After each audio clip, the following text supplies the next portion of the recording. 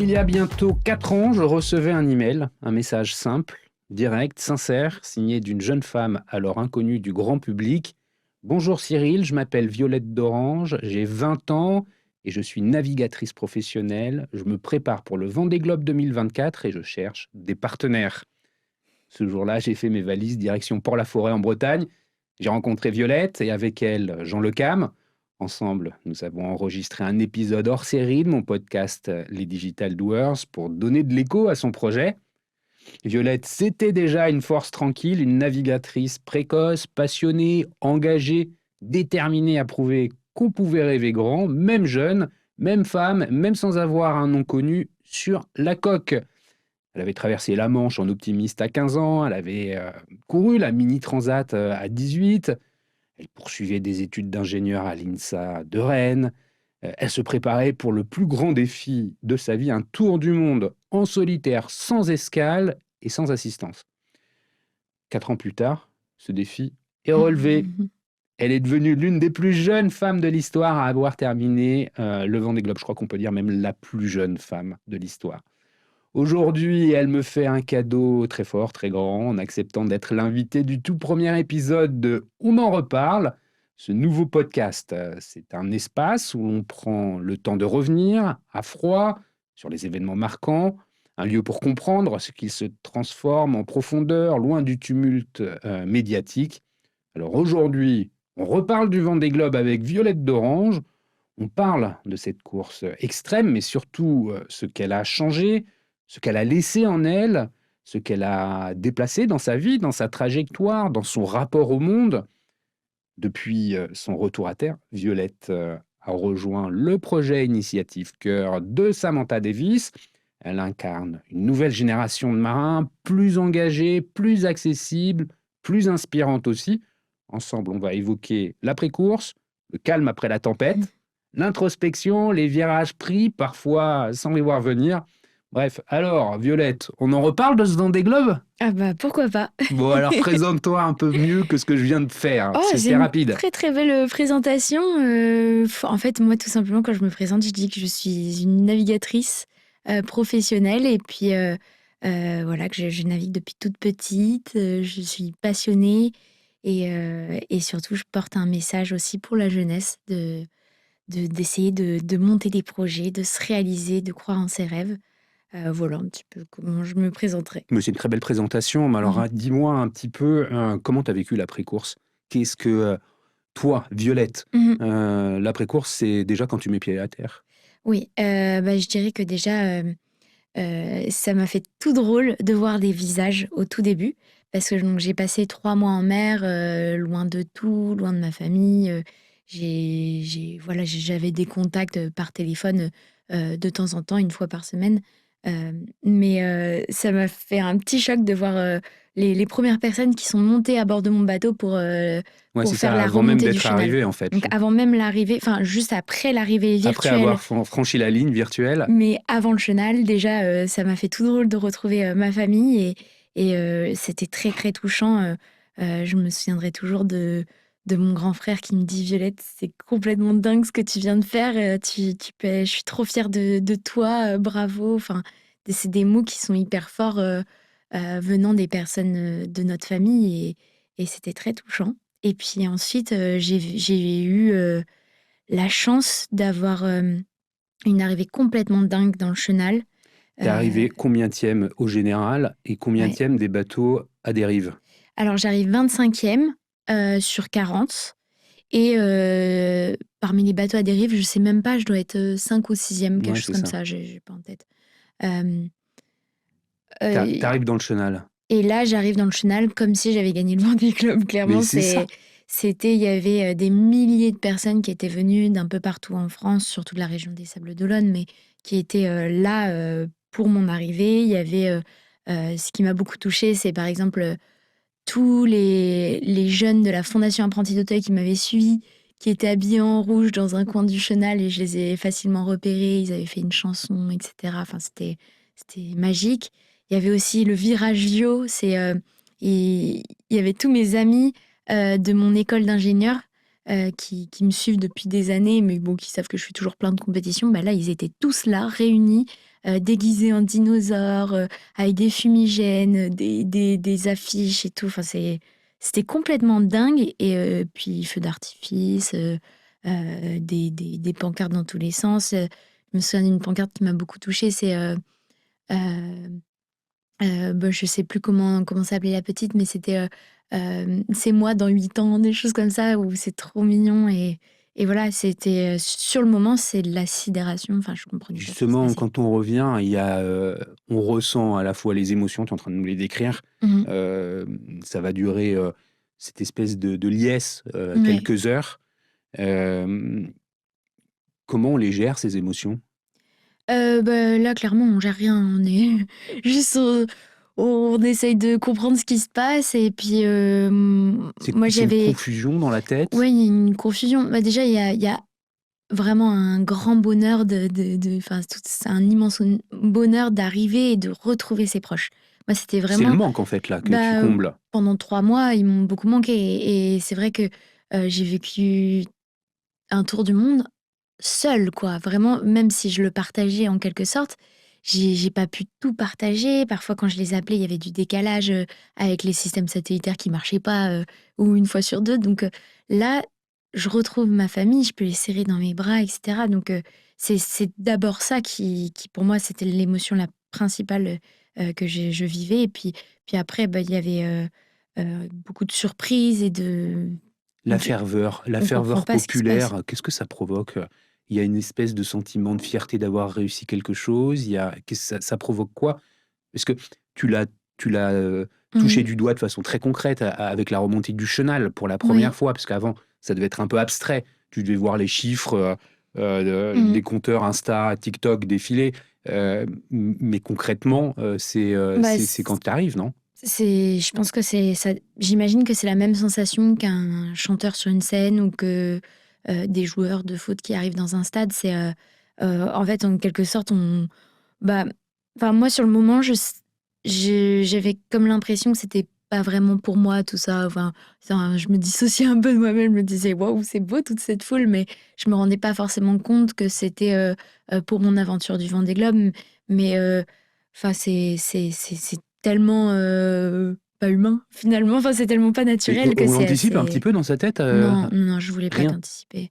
Tu te forçais à ne pas l'anticiper? Bah, je voulais me garder la surprise. Et après, il y a quand même des moments où euh, bah, on s'amuse aussi un peu avec le public. Moi, je me souviens que donc je descends sur le ponton et puis après, il y avait la remontée vers une petite scène où là, on allait dire quelques mots à la foule. Et bah, clairement, là, je faisais des grands signes à tout le monde. Enfin, vraiment, on se met dans un rôle où on a envie de remercier tous ces gens qui sont là pour nous. Donc, on essaye de donner un peu de nous, une partie de nous et de raconter des choses. Et en fait, juste après, il y a tout qui s'enchaîne, hein. Il y a 5 interviews. Ouais, tu un parcours, Il y a de un dingue. parcours de dingue qui se fait en 3 heures. On fait même plus de 5 interviews, beaucoup plus. Je suis encore en salopette, on me pose déjà toutes les questions. Et il y a la conférence de presse qui s'enchaîne. Et là, la conférence de presse, pour moi, c'est une de mes meilleures interviews. C'est parce que quand on arrive, on a trop hâte de raconter tout ce qui nous est arrivé, et de raconter tout ça, quoi, de partager pour que les gens se rendent compte de. Ouais, tu avais un besoin de communiquer. Ah ouais, ouais, c'est génial. Et puis, il y avait du répondant. Moi, vraiment, c'est une de mes meilleures interviews parce que j'avais vraiment beaucoup d'énergie. Et puis, je lançais des petites blagues. J'essayais de faire des clins d'œil aux gens qui étaient dans la salle que je reconnaissais. Enfin, c'est assez rigolo. Et Ouais. justement, cette énergie, ça me fait penser, c'est quoi, les conditions physiques dans lesquelles tu arrives? 3 mois en mer, on le sait, c'est Mhm. éprouvant, on dort pas comme on dort à terre, Mhm. c'est fatigant. Tu avais c'est Bah, honnêtement, ça va parce que je pense que c'est très différent pour tout le monde. Ça dépend des conditions qu'on a sur la fin de course. Comme c'est 3 mois en mer, donc on dort en petite sieste d'1 heure pendant tout le long du Vendée Globe. On peut enchaîner les siestes, mais il faut toujours se réveiller entre chaque sieste pour vérifier que la route est toujours la bonne, qu'il n'y ait pas de cargo devant ou de collision, etc. Et que le bateau aille toujours aussi vite. c'est Donc, quoi, 20-30 minutes, tu bah là, sur le tour du monde, c'est vraiment 1 heure de sieste. Mais après, on peut en refaire plusieurs et pour arriver à son quota de sommeil. Moi, je suis une grosse dormeuse et vraiment, je sais que pour être performante, il faut que je sois lucide et il faut que je me repose parce que sinon, au bout de 5 jours, on s'essouffle et le corps, il tient plus. Il faut garder sa lucidité. Donc, moi, j'avais un état de forme où j'étais plutôt bien. Il y a des moments où on est très, très fatigué parce que les conditions météo, en fait, il y a beaucoup de vent, beaucoup de choses à faire et on a du mal à se reposer. Donc, il y a beaucoup de moments où on est fatigué.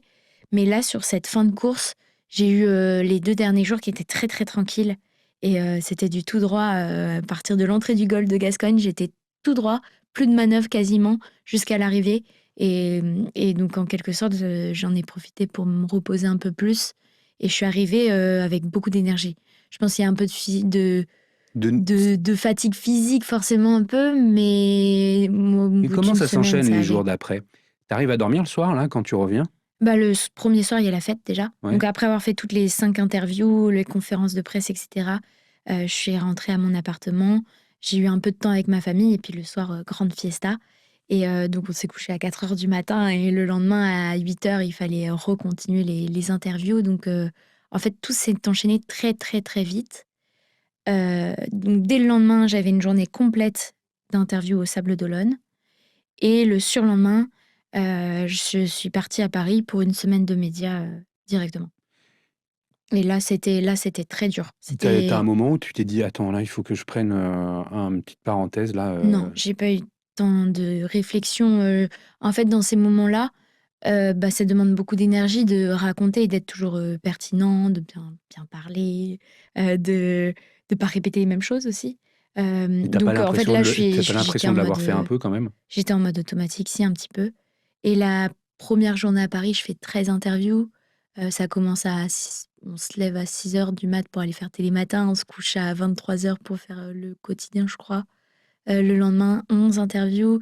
Le surlendemain, pareil, une dizaine. Enfin, tout s'est enchaîné comme ça. Donc, moi, dans cette phase-là, c'est que de l'adrénaline et je répète. Et bah, faut juste essayer d'être concentré pour l'interview, mais j'ai pas le temps de réfléchir. Après ce Vendée Globe, est-ce que tu dirais que tu te sens différente? Euh, Bah, forcément un petit peu quand même. Enfin, je suis contente d'avoir vu ce que c'est que les mers du Sud, d'avoir rencontré toutes ces mers, d'être partie aussi loin pendant aussi longtemps. J'ai quand même la sensation d'avoir vécu quelque chose qui est hyper précieux et je m'en souviendrai toute ma vie. Après, dans ma vie de tous les jours, je reste exactement la même. Ouais, ta personnalité a pas Ouais. changé. Cependant, est-ce que tu te sens peut-être plus forte parce que tu as réalisé un défi que tu t'étais lancé et Euh, qui est costaud? alors, bah, j'ai toujours eu un peu manque de confiance en moi et du coup, Ça transpire je me pas? sens un peu plus légitime dans ce milieu et encore des fois, je me dis: «Oh, je suis pas encore, Il y a un j'ai» peu plus de sérénité qui est arrivée quand même après oui, avoir forcément. réussi ça? Forcément, c'est plus facile, d'intégrer, bah, enfin, oui, c'est forcément, je me sens un peu plus légitime quand je me balade sur les pontons, dans le milieu de la voile, je dirais. Ouais. Et après dans le milieu de tous les jours, T'avais un peu un syndrome de l'imposteur bah, je sais pas trop. avant de partir? Non? Tu disais: «Bon, je suis la petite jeune qui Pas avant arrive»? de partir, non, Non? non, non, Mais maintenant, non, parce que je savais qu'au fond de moi, je voulais me lancer sur ce Vendée Globe, je me sentais capable de partir, et puis maintenant je suis contente de pouvoir dire: «Je l'ai fait». Parce qu'il y a eu quand Mais même je peux témoigner de cette confiance parce que souviens-toi, j'ai à Port-la-Forêt assisté au rematage du bateau. Tu te souviens, un ouais, été? J'étais venu te voir ouais. et j'étais monté avec toi sur le bateau qui était à quai. Puis à un moment, je te regarde toute seule sur ce bateau et j'ai dit: «Waouh, elle va partir, toute seule» et j'étais avec ton père et ton Ouais. père, j'ai dit: «Mais elle réalise, la taille du bateau par rapport à elle, ça lui fait pas peur?» Toi, tu entends et tu me dis: «Mais non, c'est bon, ça va aller» et ton père qui me dit: «Ouais».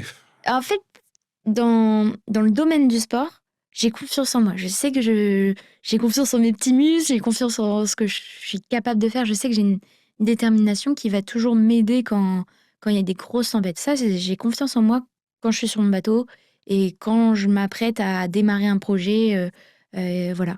Je pense là où c'est le plus dur, c'est, le regard des autres, je pense. C'est, C'est, par exemple, des personnes qui sont plus professionnelles que moi, qui sont dans le milieu depuis plus longtemps. Ils se disent: «Ah bah tiens, une petite jeune», j'ai du coup, j'ai peur du regard des autres, de me dire, Mais ils doivent se dire: «Elle est c'est nulle», ouais, voilà. c'est ce que tu te dis, mais c'est pas ce qu'ils Ouais. te disent. Non, non, non, pourtant on C'est me le plutôt dit même pas trop. l'inverse, Ouais, ouais. non? Bah oui, les gens sont plutôt très gentils avec Ouais, moi c'est et plutôt un milieu ouais. globalement bienveillant puisque Oui, faut oui, être c'est vrai. assez humble pour affronter la mer Ouais, du Sud, oui, donc oui. il y a plutôt de la bienveillance. Cette aventure, elle t'a fait évoluer en tant que femme navigatrice? Oui. Ah oui, vraiment. Vraiment parce que en fait, avant de partir sur ce Vendée Globe, j'avais fait 8 traversées de l'Atlantique et j'étais jamais allée ailleurs. Donc j'avais fait, heu, jus jusqu'au sud des Alizés et puis jusqu'au nord, je suis allée au plus nord, je suis allée vers, New York, donc je suis passée un petit peu en dessous de Terre-Neuve et cetera, mais c'est tout et donc là, le tour du monde, c'était vraiment, pour moi, un départ vers l'inconnu, de me dire, «Je vais traverser, l'équateur», donc le poteau noir, une zone très turbulente, où il y a des orages, des Chaude? grains, une zone équatoriale, assez complexe et puis les mers du sud où là, il y a des tempêtes, c'est un mois de tempête quasiment.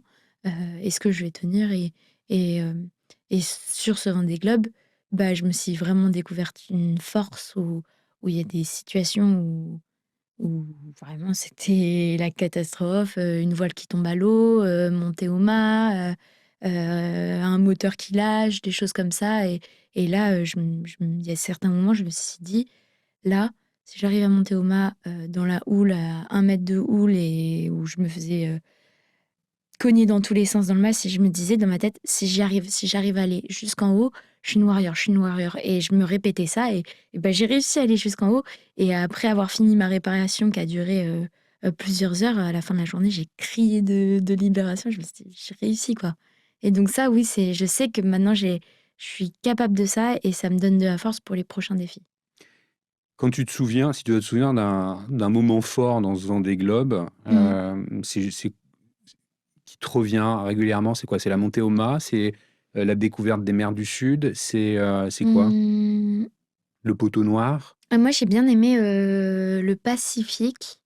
Alors l'Indien était très dur parce qu'on a eu des tempêtes pendant 15 jours et ça s'arrêtait pas et le Ce qui t'a Pacifique, fait freiner même? c'est un peu plus tard où j'ai freiné, c'est juste avant le Cap Horn. Mmh. Mais il y a eu des journées qui étaient magiques pour moi. Il y a eu une journée où, bon, c'était dur depuis quelques jours, il y avait du vent et cetera, beaucoup de manœuvres, j'étais fatiguée et il y a eu une journée où le soleil est revenu, le vent s'est un peu calmé. Il y a des nuages, le vent venait du sud, donc ils apportaient des nuages, du pôle sud et on sentait la fraîcheur tout de suite et il y avait de la neige sous les nuages, il y avait de la grêle, hem et puis juste après, il y avait un arc-en-ciel. Enfin, c'était, il y avait un peu de tout qui se mélangeait et je trouvais que c'était un paysage juste magnifique avec, bah, bien sûr toujours des albatros qui volent derrière le bateau, plein de belles choses comme ça et puis quand on arrive, vers la fin du Pacifique, on a aussi, les jours qui se rallongent et j'avais que 5 heures de nuit et quand on regarde, vers le sud, on voit qu'il y a toujours un peu de lumière là-bas, de petites lueurs, dans la nuit et enfin, il y a vraiment des paysages comme ça qui m'ont marquée où je me dis, «C'est unique, quoi» et Tu les as vachement bien partagées, ouais, j'espère, ces émotions. Tu j'espère, as réussi à ouais. vachement bien les partager. Ah bah, Bah, je tant mieux. crois que, tu as eu un bon retour. Finalement, est-ce qu'on peut dire que cette aventure du Vendée Globe, pour toi, c'est, finalement 2 aventures en une? C'est-à-dire l'aventure de la navigatrice qui a fait le Vendée Mmh. Globe, le défi sportif que tu as réalisé et puis, finalement une continuité dans, la post-course, c'est-à-dire la médiatisation qui est Mmh. arrivée. Puisque tu es clairement la navigatrice, enfin tout concurrent confondu, qui a été la plus suivie. Il y a un avant et après. C'est lié aux réseaux sociaux, mais c'est lié aussi au contenu que tu as partagé. Mmh. Les messages que tu as envoyés, tu parlais de la jeunesse, hein, Ouais. clairement, ça a touché beaucoup de monde et pas que les jeunes. Est-ce qu'on peut dire que c'est finalement une autre aventure qui s'est ouverte avec ton retour à terre? Ah oui, oui, oui, bah, c'est c'est quasiment un autre métier, en fait, mais ça fait des années que je travaille un peu la communication, notamment YouTube, Ouais, tu as toujours Instagram. été très, très doué là-dedans. J'ai en fait, je suis née quasiment avec ça et j'ai beaucoup suivi tous les premiers créateurs de contenu. Et donc ça m'a toujours un peu intéressée de faire des petits montages, d'être créative là-dedans. Et puis aujourd'hui, j'ai une petite équipe qui s'est formée sur le Vendée Globe. Moi, j'ai rien géré. Donc pendant 3 mois, j'envoyais des photos, des vidéos. D'ailleurs, j'en envoyais pas assez. Mon équipe me disait: Allez, là, t'envoies pas de news depuis 3 jours. Qu'est-ce qui se passe? Est-ce que tout va bien? Donc je faisais partie de ceux qui envoyaient le moins d'infos. Mais par contre, mon équipe s'en est super bien servie. Ils ont réussi à faire du contenu qui accroche tout de suite, et ça a bien fonctionné, et ça a pris pendant le Vendée Globe, ça a explosé un tout petit peu avant, et puis après ça a continué pendant le Vendée Globe. Et depuis l'arrivée, bah, c'est un métier, quand je suis arrivée, donc je dirais 3 semaines avant le Vendée Globe, j'avais 30 000 abonnés, par exemple, sur Instagram, et après le Vendée Globe, il y en avait 650. Et ça, c'est assez flippant quand on arrive.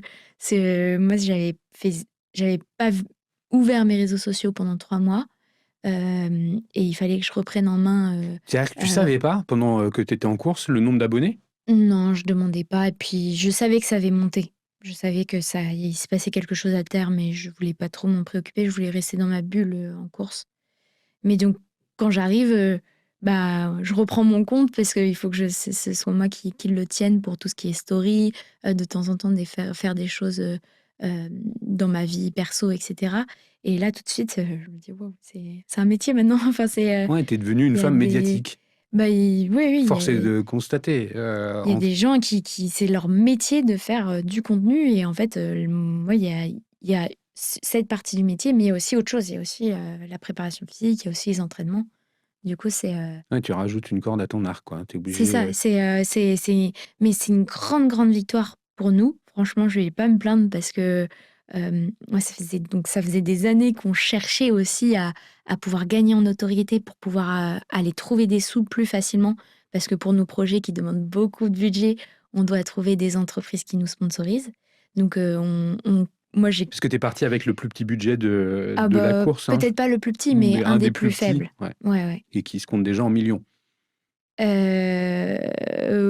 un peu moins, ouais, un peu moins. Mais c'est sûr que j'ai couru des années après les médias, enfin, j'ai cherché à avoir cette notoriété, et aujourd'hui on l'a, donc c'était une grande victoire. Et puis la grande victoire, c'est aussi pour nos sponsors et pour la Fondation Apprentis d'Auteuil. Et là, il y a un regard forcément qui évolue aussi auprès des jeunes. Les jeunes suivent beaucoup plus l'aventure, donc ça inspire encore plus. Et ça, c'est l'objectif principal, c'est de pouvoir les inspirer pour leur donner envie de réaliser leur aventure. Et ça, on te le remonte encore aujourd'hui régulièrement. Oui, parce que je vais dans les écoles, je vais les voir, et je vois aussi qu'il y a un impact différent. Avant, quand je racontais mes Solitaires du Figaro, c'était pas le même effet que maintenant quand je raconte un tour du monde. Ça, c'est normal. Mais donc c'est trop chouette parce qu'aujourd'hui, ça inspire vraiment, et il y en a plein qui sont très touchants, plein de jeunes filles qui viennent me voir, qui sont trop contentes et qui me disent: «Ah bah, grâce à toi, j'ai fait ça», et cetera. Et ça, c'est la plus grande des victoires. Et justement, cet engagement que tu as auprès de la jeunesse, tu le poursuis avec, Samantha Davis, Mmh. sur Initiative Cœur. Est-ce que tu peux nous raconter un petit peu ce que c'est que ce projet? Parce que moi, je le connais, Mmh. mais il y en a qui le connaissent pas encore, ou peut-être pas suffisamment bien. Bah, bref, est-ce que tu peux nous le présenter et nous dire quel est le rôle que tu vas tenir là-dedans avec elle? Alors, moi, cette année, je suis, coéquipière de Samantha Davis. Donc, en fait, on prépare une traversée de l'Atlantique en double en fin d'année. Donc, avant, c'était Transat Jacques Vabre, bon, maintenant, c'est Transat Café L'Or, ça s'appelle, mais c'est la même course. Mmh. Part du Havre, on arrive en Martinique en double. Il y a une petite centaine de bateaux, je crois bien. Et voilà, donc ça, c'est une très, très belle course. Et puis avant ça, on a plein d'autres courses de préparation. On en a une, là, à la fin du mois de juin. On part faire le tour des îles Britanniques. On en a une en juillet où on va faire le tour d'un phare, très mythique, le phare du Fastnet, Mmh. en Irlande. Et voilà, donc il y a tout un circuit Oui, où je ça vais être, change parce que là, tu es sur un bateau à foil. et voilà, la grande différence, c'est que moi, j'étais sur un bateau à dérive, donc ancienne génération, qui a été, mis à l'eau en 2007. Et là, Un je me bateau, retrouve, qui a une sacrée histoire, hein. voilà, qui est passé par les mains de Michel Desjoyaux, qui gagne en 2008. Ensuite, plein de grands navigateurs, Jérémy Bayou, Bernard Stamm, et puis Jean Le Cam, qui fait le sauvetage de Kevin Escoffier en 2020. Mhm. Et là, le nouveau bateau sur lequel je suis là depuis un mois, donc le bateau de Samantha Davis, c'est un foiler. Et donc là, ça change complètement. J'ai l'impression de passer d'un bateau à une fusée, quoi. C'est vraiment le bateau, comme il a des foils, euh, le bateau plane au-dessus de l'eau, il se met à voler. Et donc là, il n'y a plus les frottements sous la coque du bateau. Et donc la vitesse est quasiment doublée. Enfin, le bateau accélère d'un coup dès qu'il se met à planer, dès qu'il y a assez de vent. Et c'est impressionnant. Parce que il y a la navigation qui reste la même, la stratégie, mais derrière, il y a tout ce qui est réglage de voile qui est très différent. C'est beaucoup plus fin. Plus fin, il y a plus de charge dans tout le bateau. Le bateau est beaucoup plus costaud. Il y a des capteurs de charge sur tous les câbles, beaucoup plus d'électronique. On a par exemple les capteurs dans les foils. Enfin, il y a beaucoup plus de technologie autour du pilote automatique. Enfin, Tu te souviens la première fois que tu as monté sur ce bateau et que tu as commencé à décoller? oui, c'était. J'avais déjà fait une première nave il y a 2 ans. Mais là, j'y suis. Donc, enfin, c'était avant que j'imagine pouvoir un jour être sur ce bateau vraiment sur les courses. Mais là, du coup, je renavigue depuis 15 jours à Ouais. peu près. Et on a navigué tous les jours les semaines précédentes. Hier, j'étais en mer. Et c'est incroyable. C'est incroyable. Enfin, C'est il quoi y la a- sensation la plus forte que tu retiens? en fait, ce qui est impressionnant, c'est que le bateau, donc, il a un certain équilibre et il y a des moments, je sais qu'il peut soit trop décoller et le nez sort de l'eau trop fort et réatterrir, ou alors il peut Plonger? plonger, ou alors il peut se mettre vraiment à agiter fortement. Et en fait, au tout début, je connaissais pas la limite, je connaissais pas l'équilibre du bateau. Et, parce que c'est pas un bateau classique, donc ça, c'est pas du tout inné pour moi. Et donc, il y a des moments où j'avais l'impression que ça partait, et je me dis, oulala, oulala. Puis je regarde Sam, et Sam, elle est en train de se marrer, et du coup, je me dis, bon, c'est bon, c'est que ça doit être normal. Mais en fait, on connaît plus, on n'a plus aucun repère Ouais, tu es obligé de d'équilibre. tout réapprendre en fait. Et ouais, Pour ça, pour oui, l'équilibre. oui, pour l'équilibre, la conduite et les réglages. Ok, merci pour le bateau. Et alors, Initiative Cœur. Initiative Cœur, c'est un projet que j'admire depuis de nombreuses années, parce que déjà, il y a Samantha Davis, qui est l'une des navigatrices que j'admire le plus, que je suis depuis que je suis toute petite. Enfin, moi, c'est vraiment ma génération. Quand elle était sur Roxy, elle m'avait signé un t-shirt. Enfin, c'est vraiment. Quand je suis arrivée à Port-la-Forêt, dans le centre d'entraînement des grands navigateurs, c'est une des seules personnes qui est venue au tout début et qui m'a donné plein de conseils. Donc, elle est hyper ouverte et pour moi, c'est un exemple, quoi. Je l'admire beaucoup. Et puis, Initiative Cœur, c'est un projet où le côté l'engagement sociétal est hyper important auprès de mécénat chirurgie cardiaque. Donc, en fait, ils accompagnent des enfants qui vivent à l'étranger, qui ont des malformations du cœur, et ils payent, grâce aux dons, l'opération. Et ça, en fait, on sauve clairement des enfants, quoi. Ils payent le trajet pour faire venir l'enfant en Voilà. France pour Ils qu'il puisse. organisent les familles d'accueil. Voilà.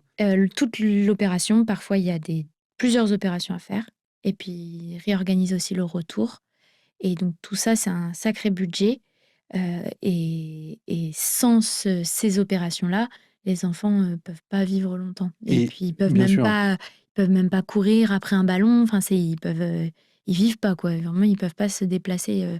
Donc c'est un projet où, grâce à la navigation, on sauve vraiment des enfants. Et ça, c'est Parce trop que beau. le principe, il repose sur les réseaux sociaux, c'est-à-dire l'engagement qu'on a pour le bateau, quand on Mhm. suit le bateau en course sur les réseaux sociaux, ça génère des promesses de dons derrière, et c'est avec cet argent qui est récolté qu'on peut Voilà. financer les opérations de chirurgie cardiaque. C'est ça, c'est ça. En fait, on utilise la notoriété du sport et des gros événements comme le Tour du Monde pour parler de cette cause et donner envie aux gens de faire des dons. Tu te souviens combien elle a sauvé d'enfants sur le Vendée Globe, là, Je crois que Samantha? ça devait être 150 150, c'est environ. énorme, Ouais, énorme. faut vérifier si je dis pas de bêtises. Bon, voilà, ça Mhm. c'est le principe. Et justement, à propos de sport. Tu l'as dit hein, tout à l'heure, il y a un entraînement, tu l'as mis un peu entre parenthèses. Tu reprends aujourd'hui, ton quotidien, il change par rapport à avant le Vendée Globe, ton quotidien de sportive, de Ouais. navigatrice. Oui, changer un petit peu, parce qu'avant, je dirais que je gérais plein de choses différentes. Je faisais beaucoup de communication, beaucoup d'entraînement, d'aller voir les sponsors et cetera, et comme tout a pris de l'ampleur, je peux plus tout être sur tous les fronts. Donc aujourd'hui, je suis beaucoup plus sur la navigation, et là, ma volonté, c'est bah, pour une fois, j'ai un peu le temps, parce que je souhaite refaire le Vendée Globe en 2028. Pour une fois, j'ai 4 ans, et donc je vais vraiment utiliser ces 4 ans pour, prendre un cran en performance et m'entraîner plus, naviguer plus, travailler plus la météo et cetera, et donc je suis plus sur cette partie-là, et puis après je dirais que, par exemple, toute la partie organisation et sponsor, c'est mon équipe qui gère maintenant. Là, tu es plus Et sereine, j'imagine, qu'avant le départ du Vendée Globe, par rapport à ces enjeux de partenaires. un petit peu plus sereine, mais il y a quand même des moments où j'ai des petits doutes, où je me dis: «Ouh là, faut encore il y a encore, du boulot, pour qu'on y arrive». Dans 4 ans, tu repars avec un bateau à foil ou pas? J'aimerais bien, ouais. Ouais. Et Hubert, le nom du bateau que tu as utilisé, Mmh. tu l'utilises encore? Uber est en vente, Il est en donc vente. on essaye de trouver un acheteur, là. D'accord. Donc, ça veut dire que tu partiras pas avec un bateau neuf, tu vas partir avec un bateau que tu vas racheter à Oui, je foil? pense, oui. C'est, Mmh. c'est un peu l'enjeu? Aujourd'hui, ton quotidien, il se trouve aussi, encore à Rennes? Est-ce que tes études, Mmh, comment ça se passe? pas trop, non.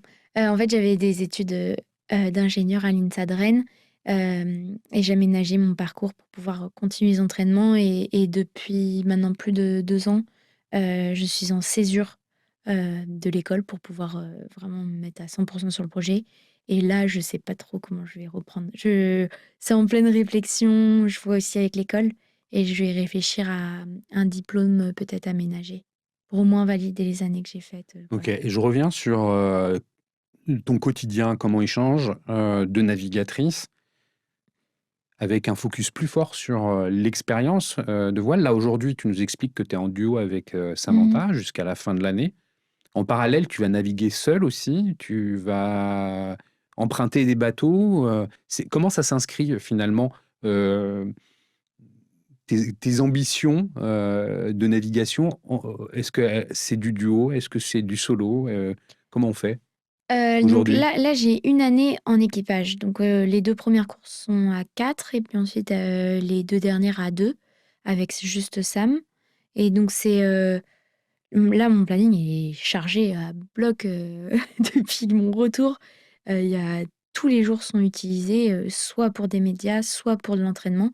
Mais par exemple, les 2 dernières semaines, j'ai navigué tous les jours. Il est où le bateau? Tu Hem, navigues où? le bateau, il est à Lorient. Ouais. Et donc je me prépare pour ça. J'ai augmenté la charge de préparation physique, Elle consiste en quoi? et je fais, En dehors des courses, à pied, dans les Alpes, du côté d'Annecy, où tu as fait un semi-marathon. bah, par exemple, bah, en vrai, ça, c'est un bon exemple. J'ai fait le semi pour me remettre en forme du Vendée Globe. Je me suis fixé un objectif, Mais semi, pourquoi 2 une mois, un remise en mois après. forme? Bah, parce que pendant le Vendée Globe, on perd des jambes, on marche pas, en fait, on utilise beaucoup les épaules, mais et le dos, mais pas trop, les cuisses, Et et tu donc sentais que tu étais affaiblie, des jambes? bah, je l'ai pas trop ressenti, mais je me suis doutée que c'était, je me suis dit: «C'est très bien. Si j'arrive à faire un semi, ça veut dire que j'ai retrouvé ma force, et que tout va bien», et puis j'ai pas trop perdu au final, physiquement, donc ça allait. Mais voilà, je me suis fixé des objectifs. J'en ai un autre, 20 kilomètres là en septembre, et puis donc il y a course à pied. En fait, ma seule règle, c'est de me dire que dans la semaine, j'essaye d'en faire, 4 à 5 fois par, pardon, Par heu, semaine? 4 à par 5 semaine, séances de sport par voilà. semaine? 5 quand je suis proche des courses, et puis là, dans des périodes où je fais beaucoup de médias, j'ai pas trop le temps, donc je fais 4, et après je fais ce que je veux. Soit c'est Et c'est course quoi? à pied, soit Ouais, c'est musculation, soit c'est, ça peut être renforcement, escalade, surf, wing, kite? natation. Non, je fais pas de kite, Non. j'ai jamais fait. Mais voilà, donc je fais un peu plein de choses comme ça. Quand tu as Il y a une question qui me vient en fait que je voulais te poser quand j'ai vu tes posts sur le semi du côté d'Annecy. J'ai vu des gens qui te reconnaissaient. Mmh. En fait, beaucoup. Mmh. Comment tu le vis ça? Est-ce que est-ce qu'aujourd'hui, si tu te promènes dans la rue à Paris, il y a des gens qui te reconnaissent? Est-ce que quand tu vas à un événement comme ça, il y en a beaucoup qui te reconnaissent? Mmh. Ça se gère comment? Bah, oui, ça arrive assez régulièrement. Hem, Ça arrive quasiment tous les jours et bah, honnêtement, au début, bah, c'est surprenant. Après, il y a un moment où je savais pas trop comment le gérer et puis je pense que j'étais épuisée par, hem, le rythme. C'était très intense après le Vendée Globe et du coup, j'avais du mal parce que, j'avais ma grosse journée de boulot où je racontais, le Vendée Globe et puis, bah, par exemple, le soir en faisant les courses dans le supermarché, je vois plein de regards se tourner et puis des gens qui me disent: «Alors le Vendée Globe?» Et donc en quelque sorte ça je même dans ma vie perso, je suis encore en représentation et donc c'est-à-dire, simplement le fait de bien se tenir, de bien parler, Ouais, tu de fais attention en fait voilà, à tout. de faire attention et puis bah, de surtout d'être resté toujours ouvert aux gens et de Et parfois c'est voilà, de pesant. partager et c'est pas pesant, ça peut être fatigant. C'est plus de la fatigue, parce que c'est beaucoup, beaucoup, mais aujourd'hui, je me dis, j'essaye d'avoir maintenant que ça fait quelques mois, je me dis, qu'il faut vraiment que je l'accepte et que c'est hyper positif, en fait et qu'il faut que ça devienne une partie de mon boulot, même si c'est en dehors du boulot et que c'est dans ma vie perso, que c'est sur mes week-ends, sur mes vacances, peu importe et qu'il faut vraiment que, voilà, que je reste positive, face à tout ça. Donc j'essaye vraiment de bah, c'est un petit travail à faire parce que c'est pas naturel du tout au début, mais ça fait partie du jeu aussi, quoi et puis, en fait, moi, ce qui peut me frustrer, c'est que les gens vont me dire, je sens que les gens ont envie de savoir comment ça s'est passé. Ils ont vraiment cette envie de poser des questions, de sav qu'on raconte, en fait et en quelques phrases, c'est trop dur de raconter. On peut pas dire, on peut pas transmettre toutes les émotions juste en disant: «Ah bah oui, c'était génial, bon, il y a eu des fois où j'ai eu un peu peur, mais c'était super». En fait, pour moi, les seuls moments où on peut vraiment partager le mieux possible, ça peut être, dans un bouquin, ça peut être dans un podcast, ou dans un En fait, film un moment version longue, long, quoi. quoi. Il faut un moment long avec des images, il faut des moments où on raconte les émotions et là, je suis trop contente parce que là, je sens que j'arrive à transmettre ce que j'ai pu vivre alors que dans la vie de tous les jours, c'est hyper difficile, en fait. En quelques phrases, c'est impossible, en fait. Comment tu perçois le rôle des réseaux sociaux? Parce qu'on imagine, le positif, Mmh. c'est-à-dire le nombre de personnes qui te suivent sur Insta, sur TikTok, sur Facebook, sur même LinkedIn. Mmh. Il y a des volumes incroyables. On imagine qu'il y a beaucoup de messages très positifs qui t'ont été Mmh. envoyés, qui continuent à t'être envoyés. Est-ce qu'il y a des aspects un peu moins sympas? Non, ça va. Honnêtement, j'ai de la chance. Enfin, je pense que c'est parce que, je suis peut-être encore un peu nouvelle avec cette notoriété et pour l'instant, j'ai que des commentaires hyper bienveillants. Ou alors, je suis pas au courant, mais je vais pas non plus, me détruire en allant lire tous les commentaires sur TikTok ou sur Twitter, enfin j'y vais pas en fait. Est-ce que ton Donc audience, tu la monétises? C'est monétisable ou pas? non. Non. Bah, ça peut l'être, sur TikTok je crois, mais on n'a pas pris le temps de le faire. Une autre question, qui est liée à ce retour, médiatique, comme on le disait tout à l'heure, c'est un peu, une deuxième aventure qui prolonge la première Mmh. du Vendée Globe. J'imagine que tu as été amené à rencontrer des gens que tu aurais pas imaginé rencontrer. Dans le Oui. milieu de la voile, mais pas que dans le milieu de la voile. Ah oui, ça c'est Des sûr. profils différents. Oui. Qu'est-ce que tu retiens de ces rencontres? Est-ce qu'il y a des personnes, des personnalités, heu, ou des secteurs, que ce soit des journalistes, des personnes connues, on t'a comparé avec Inostag pour, l'Everest. Toi, tu as fait l'Everest des mers. Oui. Heu, tu l'as rencontré? Non, j'ai pas rencontré. J'aimerais bien. Mais non, Bah, c'est une chance, hein. Moi, j'ai trouvé ça je suis un peu curieuse, donc forcément, j'ai trouvé ça très rigolo, d'aller sur les plateaux télé et de rencontrer des acteurs, que j'admirais et Il y en a qui ont retenu plus ton attention parce que, je sais pas, il y a un contact plus facile, heu, des personnalités, tu dis: «Ah ouais, en fait, ah il est bah, oui, hyper simple d'accès» ou bah, je pense dans les rencontres très marquantes, il y a, par exemple, Mike Horn. Pour moi, Mike Horn, c'est enfin, en fait, je pense qu'il y a Samantha Davis, il y a Mike Horn, il y a peut-être Ellen MacArthur, Jean-Pierre Dick. Enfin, tout ça, c'est des personnes que j'admire depuis des années et qui m'ont donné envie de, moi, me dire: «Allez, je me bouge et je veux que ma vie s soit, extraordinaire, on va dire et que j'aille, originale, on va dire et que je parte, faire des aventures» et donc bah, Mike Horn et son équipe est venue vers moi en me disant: viens discuter, viens le rencontrer et viens, sur son bateau qui est en ce moment à Lorient, le Pangaea et il va te faire visiter le bateau» et en fait, c'était incroyable. J'ai passé 2 heures à discuter avec lui et c'est fou. Moi, c'était quelqu'un que j'admirais énormément et donc ça, c'est des petits rêves, qui se ouais. réalisent et puis, heu, après j'ai rencontré aussi, Esther Seno, une des dernières survivantes de la Shoah, par exemple, de l'extermination enfin des camps d'extermination.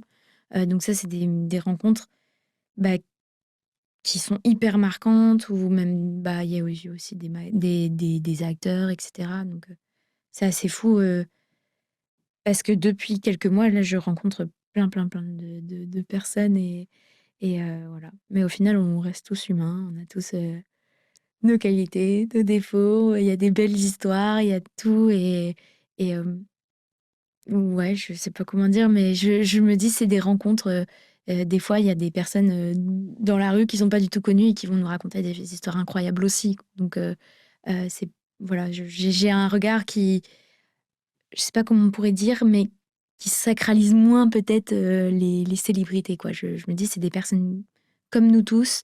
Il y a quelque chose qui les a rendus connus, mais derrière, ils ont une histoire, peut-être qui est classique ou alors, enfin voilà, ils ont une vie, peut-être classique et voilà. Si tu fais merci pour ce partage, Violette. Si tu fais, un petit exercice de rétrospective sur les 4 dernières années. Mmh Là, il mh. y a 4 ans bientôt, en fait, en octobre prochain, ça fera 4 ans qu'on s'est rencontrés, Ah! Trop génial. qu'on a enregistré le premier épisode. 4 ans après, qu'est-ce que tu retiens de c'est quoi le c'est quoi ce qui reste, en fait, de tout ça? Il y a eu beaucoup de choses, mais Ouais, qu'est-ce que tu retiens de la préparation, ouais. de la course et de ce qui s'est passé après la course? Bah, je dirais que de la préparation, c'était, bah, de rien lâcher parce que le parcours était très, très long, très difficile et qu'au final, les partenaires, on les a trouvés vraiment la dernière année, ric-rac, avant le départ, mais que tout ça, ça en valait la peine et donc ce que je retiens, c'est ça, c'est ces journées où on se creusait la tête pour se dire: «C'est quoi la meilleure communication qu'il faut faire pour arriver à trouver le sponsor?» et voilà, il faut un peu de chance, un peu d'insouciance, de se dire, même si le projet paraît énorme, faut y aller, faut continuer d'avancer et même si on n'y arrive pas, on arrivera à tomber, sur quelque chose peut-être, juste un peu en dessous, mais qui sera quand même Déjà, magique et qui dingue, sera ouais, quand même dingue. ouais.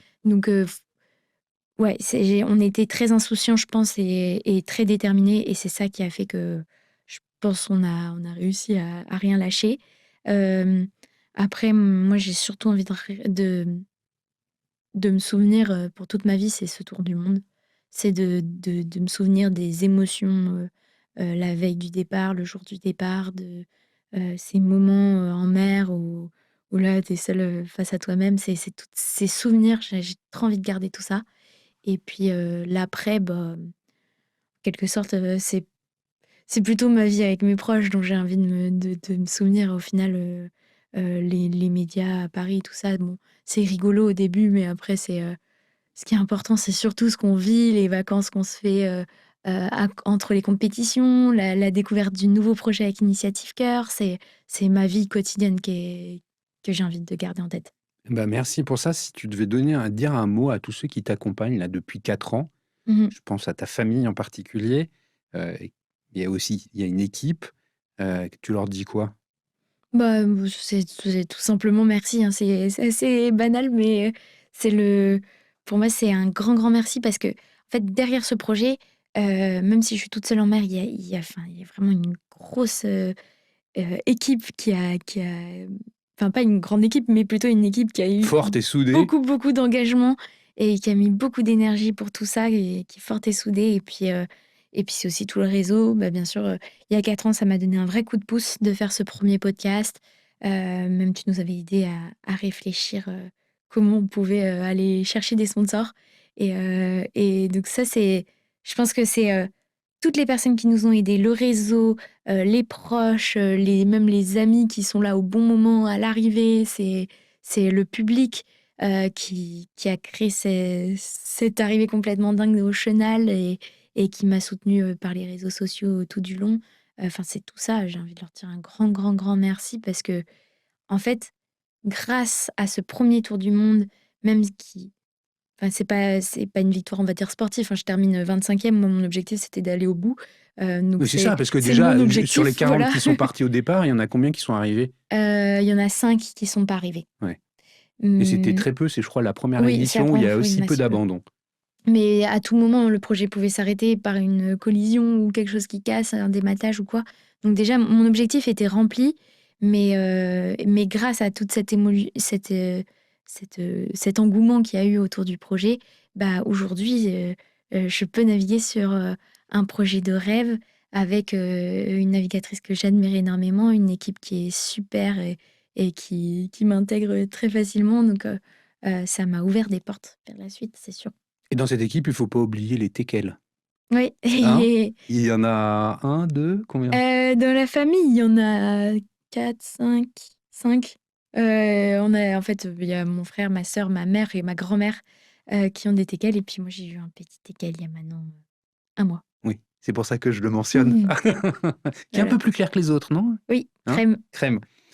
Violette, merci beaucoup pour cet échange. Merci de nous avoir dit un peu comment tu ressentais et ce que ça a laissé comme trace, hein. C'était un peu l'objectif de cette conversation. Si tu devais avoir une phrase pour résumer ton Vendée Globe ou l'après Vendée Globe, ou tu dirais Mmh. quoi? Bah, j'aime bien la phrase, c'est là un peu la baseline de la Fondation Apprentis d'Auteuil, c'est: «La confiance peut sauver l'avenir» et c'est grâce à toutes les personnes qui m'ont fait confiance que moi j'ai pu me faire confiance et partir, traverser les océans. Donc je Oui. dirais que c'est, «La confiance peut sauver l'avenir». C'est, enfin vraiment mon mot de la fin, c'est de dire, j'espère que mon projet peut inspirer les jeunes à vraiment se lancer dans des défis ou dans des créations d'entreprises ou dans des jobs, qui leur plaît. Mais c'est aussi, donner envie à nos aînés de nous accompagner et de nous dire, bah, aujourd'hui, il y a une partie de la jeunesse qui a envie de faire plein de belles choses et cette jeunesse, elle a besoin d'un coup de pouce aussi d'avoir, le retour d'expérience et les bons contacts, pour mener ses projets. Donc, Eh ben, voilà. écoute, Violette, c'est un super mot de la fin. Merci beaucoup pour ce partage, ton sourire, ton regard pétillant. Change rien, continue. Et merci encore 1000 fois. Merci beaucoup Cyril. Merci.